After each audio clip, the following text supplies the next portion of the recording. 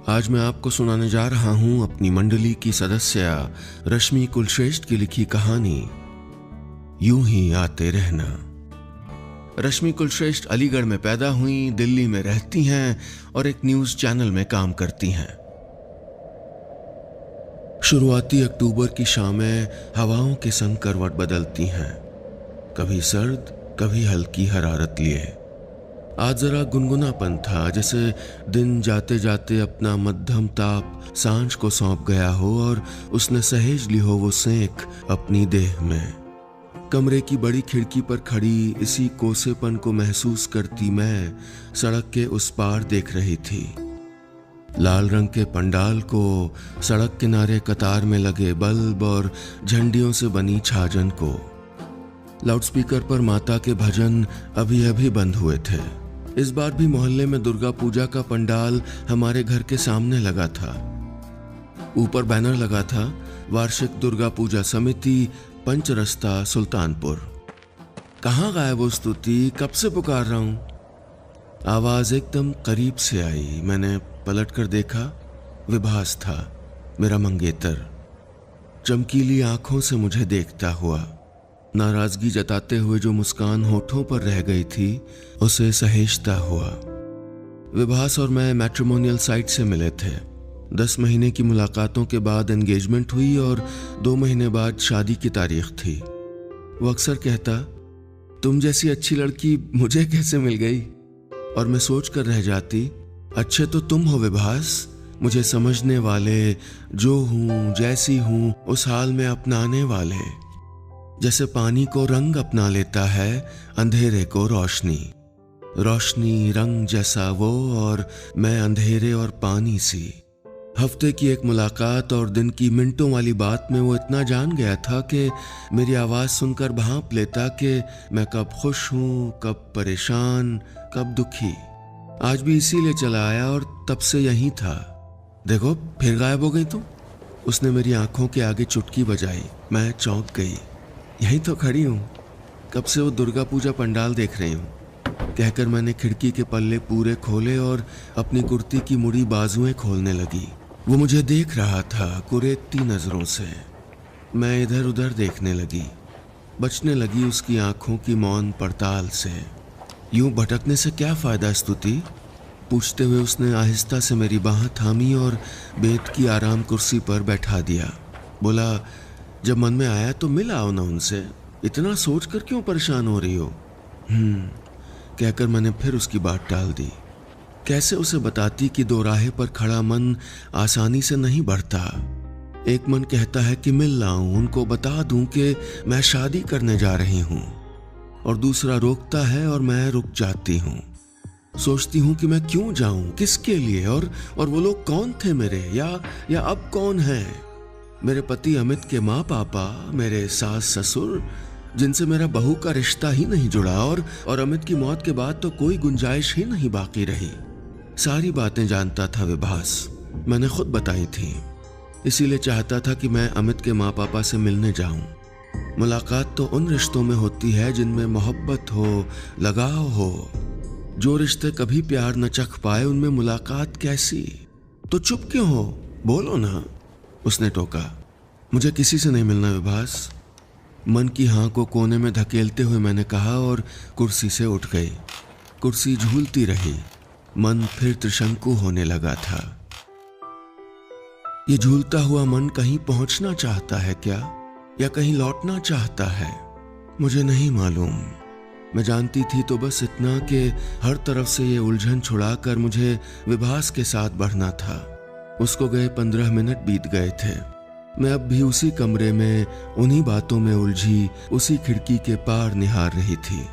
सड़क के किनारे मेला लगने लगा था।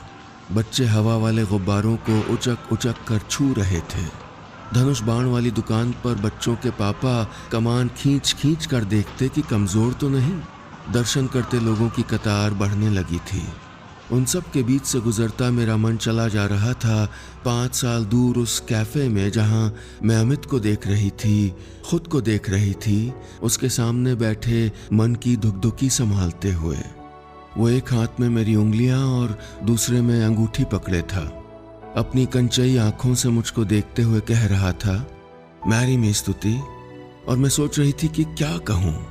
उसके माँ बाप ने अलग बिरादरी की होने की वजह से मुझको खारिज कर दिया था, ये जानते हुए भी हाँ कह दूँ। उसके माँ बाप को नाराज करके जिंदगी की नई शुरुआत करूँ या फिर मना करके तोड़ दूँ उसका दिल। अमित, आयुष श्योर हमें ये करना चाहिए? मैंने वो मनाही याद दिलाने की कोशिश की। वो जरा उचक कर आगे की ओर झुका और मेरी आंखों में झांकते हुए बोला, मैं तुम्हें खोना नहीं चाहता स्तुति, तुम जरूरी हो मेरे लिए, और औलाद की खुशी उनको रास आने लगेगी, ट्रस्ट मी। यकीन कर लिया था मैंने। 4 दोस्तों की गवाही में कोर्ट मैरिज कर ली थी।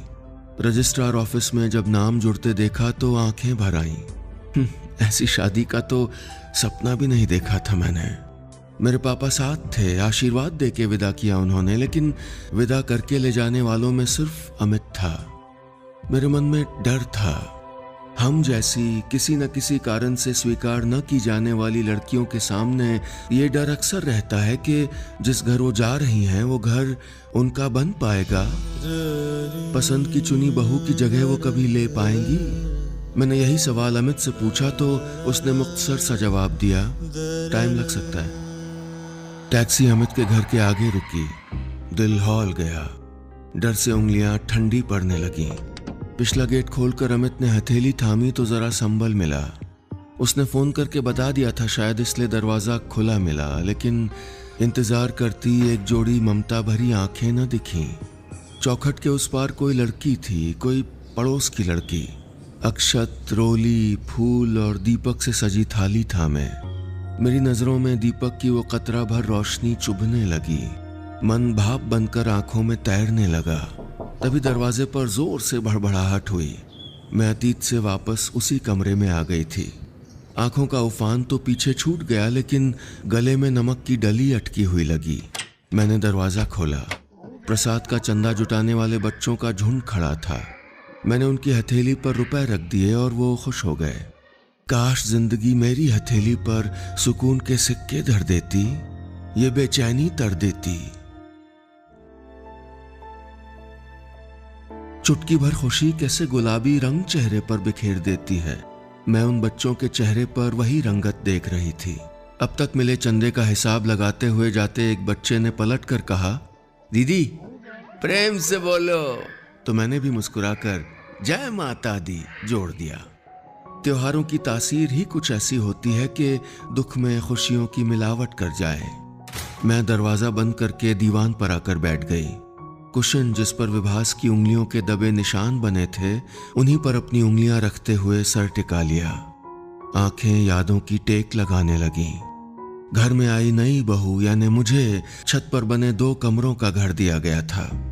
बाहर वाले कमरे में पुराने फर्नीचर का ढेर लगा था। 3 टांग वाली मेज, घुना हुआ पलंग और रसोई में पुराने चीकट बर्तन। मैं उन्हें देखती हुई अमित की आवाज सुन रही थी, गुस्से भरी आवाज। वो नीचे था। हाँ तो ठीक है, ना उसको बहू मानिए और ना मुझको बेटा। मुझे तो लगा था कि शायद मेरी खुशी के लिए आप लोग पिघल जाओगे, लेकिन नहीं। अगली ऊंची आवाज ससुर जी की थी और एकदम तेज। तूने हमारे लिए कुछ किया कभी? देख कैसे बात कर रहा मुझसे। सुन रही हो ना तुम, तुम्हारे लाल की ढिठाई।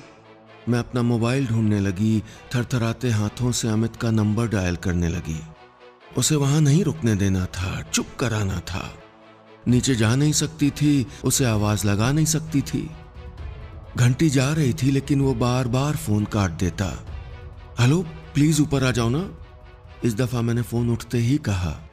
वो थोड़ी देर बाद आ गया, लेकिन एक खुश की निचली सीढ़ियों से हमारी दहलीज तक बिछ गई थी। मैं नीचे जाने की, उनसे मिलने जुलने की हिम्मत नहीं जुटा पाती।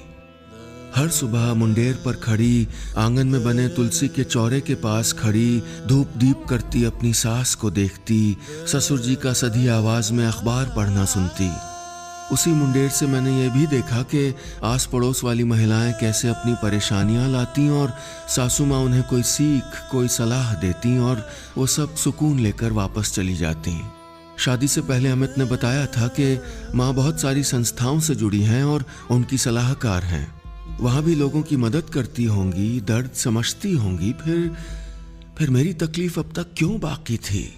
इसी मुंडेर पर टिकी मैं एक रोज आंगन में बैठे पंडितों को श्राद्ध भोज कराते उन्हें देख रही थी। सास अकेले दौड़ते भागते थकने लगी थी। इस बार पूड़ियां परोस कर जाते वक्त उनकी सांस हल्की फूल गई और वो दीवार से टिककर खड़ी हो गई। मैं देख रही थी उनके भीतर को भिजे होंठ, तेज चलती धौंकनी। बिन सोचे मैं पहली दफा सीधे नीचे चली आई। लाइए मैं करती हूँ, आप बैठिए। मैंने उनके हाथ से पूड़ियों का थाल लेने की कोशिश की, लेकिन ससुर जी की खांसी सुनकर उनकी उंगलियां थाल पर कस गईं। तुम रहने दो। बुदबुदाकर उन्होंने थाल खींचा और तेजी से चली गईं। मैं दौड़कर ऊपर चली गई। जी किया आंगन की उसी मुंडेर पर खड़ी कागा की तरह गुहार लगाकर पूछूं कि मैंने क्या किया, क्यों ये रूखा व्यवहार। जी किया कि रो लूं जी भर, लेकिन मन में अब भी चिपके थे उम्मीद के ये चंद शब्द के सब ठीक हो जाएगा। यादों की मुंडेर पर बढ़ता मन थमना नहीं जानता, फलांगता रहता है, बीनता रहता है एक ही आकार के मन के। मैंने सारे चटखे हुए चुने। वो शारदीय नवरात्रि वाले दिन थे। नीचे से कपूर लौंग की महक घुमड़कर ऊपर आ रही थी। साथ में सासू माँ ससुर जी की आरती की आवाज आने लगी। मैं भी रसोई में मखाने मूंगफली भूनते हुए गुनगुनाने लगी। फिर आवाज बंद हुई तो गैस की लौ मध्यम करके नीचे चली आई। नहीं, एकदम नीचे नहीं, बस बीच की सीढ़ियों तक। सामने वाले कमरे में दरवाजे की ओर दोनों पीठ करके बैठे थे। वहीं शायद पूजा घर होगा, मैंने देखा नहीं था। सुनो, दूध फट गया है, चाय चढ़ाती हूँ, तुम बाजार से दूध ले आओ। कहते हुए सासू माँ कमरे से निकल रही थी कि मुझे देखकर रुक गईं। कुछ बोली नहीं। बोलना चाहती थी क्या? कौन जाने। वैसे भी नाराजगी से शुरू हुआ रिश्ता लंबी उम्र तक मौन होता है। मैं भी कहाँ कुछ बोल पाई थी। ऊपर से ले आऊं दूध, चाय बना लाऊं, मूंगफली मखाने भूने ले आऊं क्या? ये सब मन में सोच कर रह गई। बोलने की हिम्मत नहीं हुई। 8 महीने हो गए थे इस घर में आए, लेकिन अजनबी ही थे हम। नहीं, गैर, यही सब ठीक था हमारे लिए। ऐसा नहीं था कि कोशिशें नहीं की थी मैंने। पहली दफा जब खीर बनाकर अमित के हाथों भिजवाई तो उन्होंने वो काम वाली को दे दी। उनको सर्दी हुई, काढ़ा भिजवाया तो नाली में बहता पाया। खींचता था अमित अक्सर। वो लोग तुम्हें पूछते हैं क्या, कभी हालचाल लिया उन्होंने? तुम भी छोड़ो ना उन्हें। अमित की बातों में मुझे उसकी तड़प दिखती, दुख होता कि मेरी वजह से वो भी दूर हो गया उनसे। कभी जाहिर नहीं किया अपने माँ बाप से, लेकिन खलिश होती होगी ना उसके भी मन में। उस रोज अमित का जन्मदिन था। सुबह सुबह तैयार होकर हम दोनों नीचे चले गए। मैंने ही जिद की थी, सोचा कि कम से कम आज वो निराश नहीं करेंगे। उसे आशीर्वाद देकर शायद मेरे सर पे भी हाथ फेर दें। हम उनके कमरे में थे। ससुर जी पलंग पर कागज बिखराए काम कर रहे थे और सासू माँ वहीं मचिया पर बैठी चावल बीन रही थी। जन्मदिन है मेरा, आज लड्डू प्रसाद नहीं मिला तो मुझे लगा भूल गए क्या, कहते हुए अमित ने पांव छू लिए। हाँ, जन्मदिन मुबारक हो, खुश रहो खुश रहो। एक नज़र देखकर ससुर जी वापस काम में जुट गए। हाँ, माँ ने बढ़कर ज़रूर सर थपथपा दिया। मैं वो थपथपाहट अपने तक आने का इंतज़ार करती रही, लेकिन वो पलट गई। अमित ने मुझे देखा, मैंने नज़रें फेर ली। टूटकर रोने का बहुत मन कर रहा था, लेकिन उसके उस खास दिन को ख़राब नहीं करना चाहती थी। मेरी वजह से तुम भी दूर हो गए हो ना माँ पापा से? मैंने बाहर निकलते ही पूछा। तुम टेंशन क्यों लेती हो? मुझे देखो, मैं कूल हूँ। मेरे लिए ये ज़रूरी है कि तुम साथ हो, हम साथ हैं। कहते हुए उसने मुझे ज़रा अपनी ओर झुकाया और माथे के कोने पर होंठ धर दिए। तभी पंडाल में बजते लाउडस्पीकर की तेज़ आवाज़ से मैं चौंकी। उंगलियां माथे पर छोड़ी अमित की याद टटोल रही थीं और वहीं कहीं उसी के ठीक आसपास कुछ दिन पहले विभास की दी हुई मीठी मुहर भी महसूस हुई मुझे। बाहर से झाल मंजीरों की आवाज़ आ रही थी। बीच बीच में जयकारे गूंज उठते। बचपन में जब पापा के साथ जाती तो मेरी आवाज़ सबसे ऊंची होती थी और इलायची दाने का प्रसाद जब हथेली पर मिलता तो उससे बढ़िया मिठाई कोई नहीं लगती।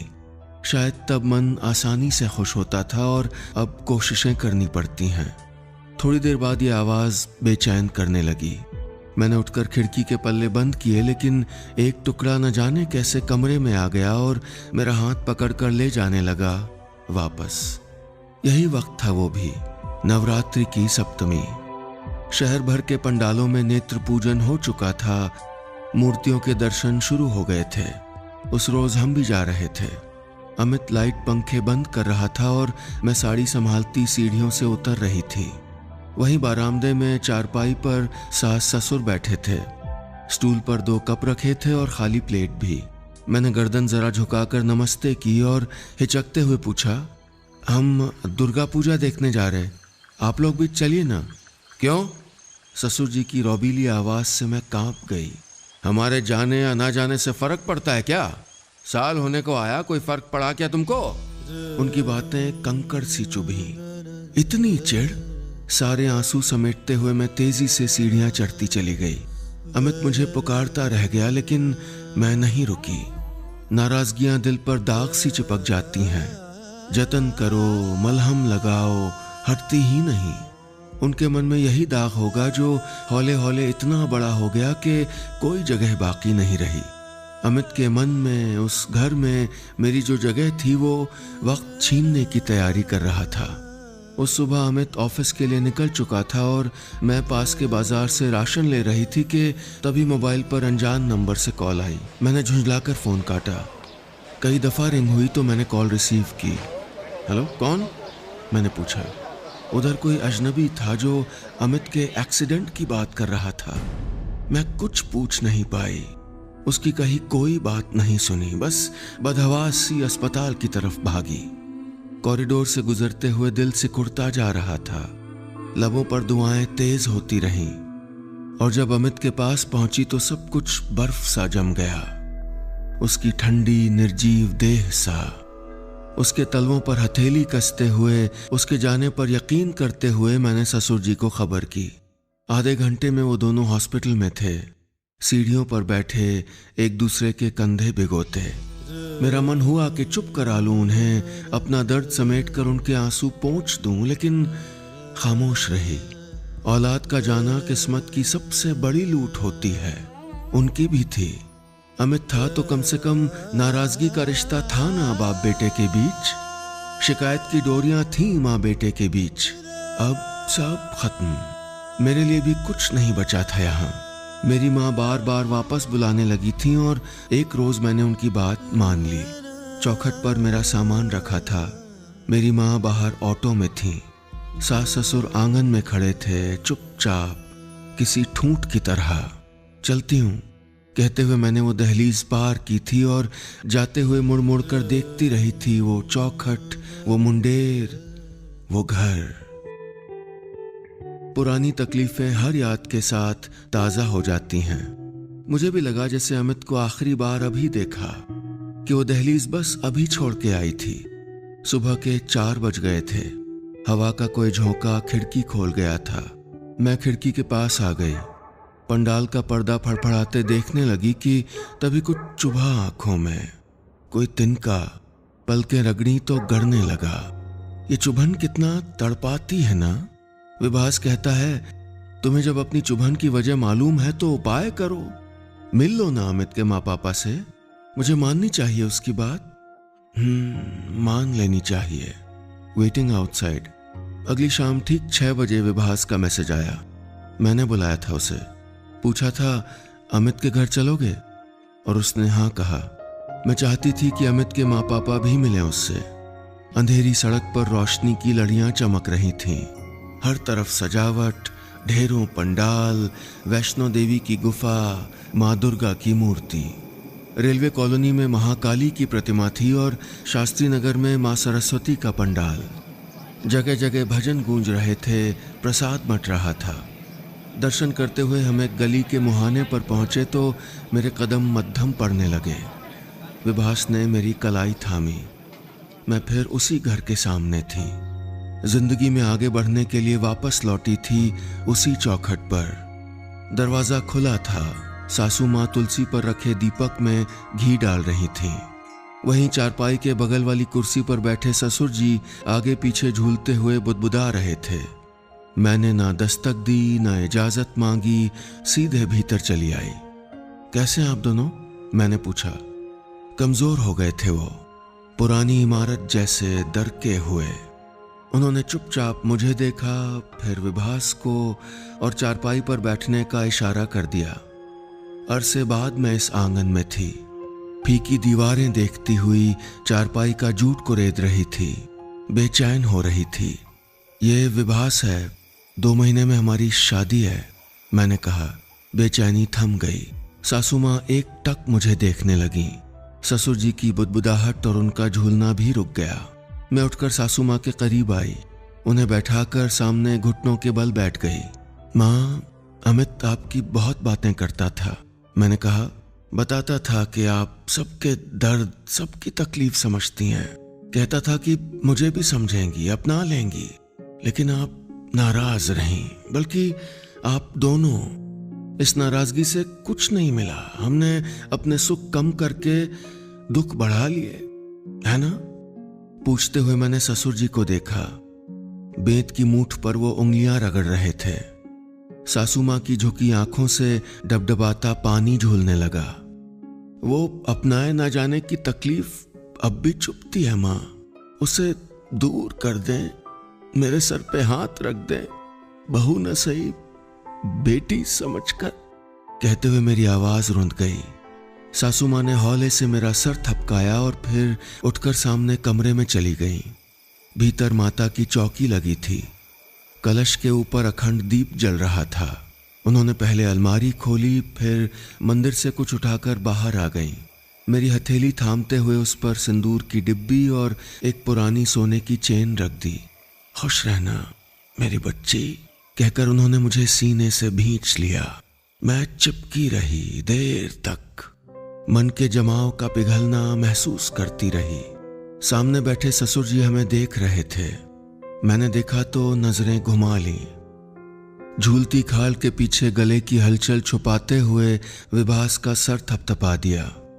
चलते हैं, कहते हुए हमने देहरी के बाहर कदम रखा कि कानों में 3 शब्द गूंजे। आते रहना बेटा।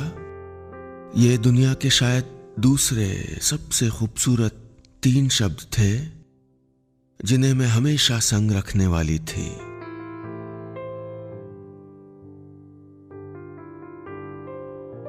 बस इतनी सी थी ये कहानी। और चलते चलते अपने उन साथियों के नाम भी तो बता दूं जिनकी वजह से ये शो आप तक पहुंचा पाते हैं हम। इस शो की प्रोड्यूसर हैं कंटेंट प्रोजेक्ट और मंडली की साइड से अनुलता राज नायर, और इसकी साउंड डिजाइन करते हैं हमारे ऑडियो इंजीनियर शिवम मिश्रा। ये है यादों का idiot box with Nilesh Mishra season 6।